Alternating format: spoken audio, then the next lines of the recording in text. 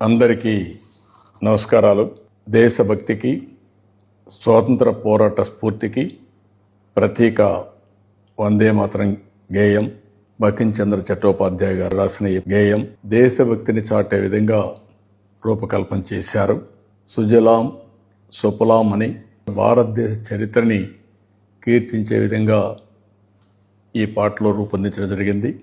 అదే సమయంలో స్వాతంత్ర పోరాటంలో పెద్ద ఎత్తున పోరాట స్ఫూర్తిని నింపినటువంటి ఏకైక పాట వందే మాతరం.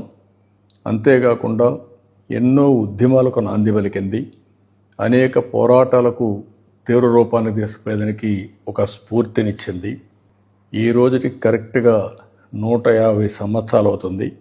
ఈ సందర్భంగా ఈ రోజు నుంచి ఒక సంవత్సరం పాటు ఒక ఉత్సవం మారిగా నెమరు వేసుకునే కార్యక్రమానికి శ్రీకారం చుట్టారు.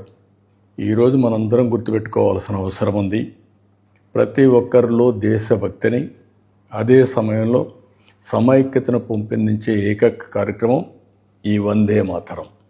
అందుకే ప్రతి ఒక్కరు కూడా గుర్తుపెట్టుకుని రాబోయే రోజుల్లో దేశభక్తితో ప్రపంచంలోనే నెంబర్ 1 దేశంగా భారతదేశం తయారు కావాలంటే అనునిత్యం మనం ఈ స్ఫూర్తిని ముందుకు తీసుకుపోవాల్సిన అవసరం ఉంది.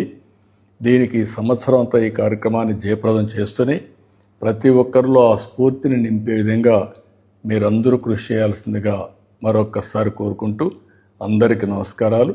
వందే మాతరం, వందే మాతరం, వందే మాతరం. జై హింద్.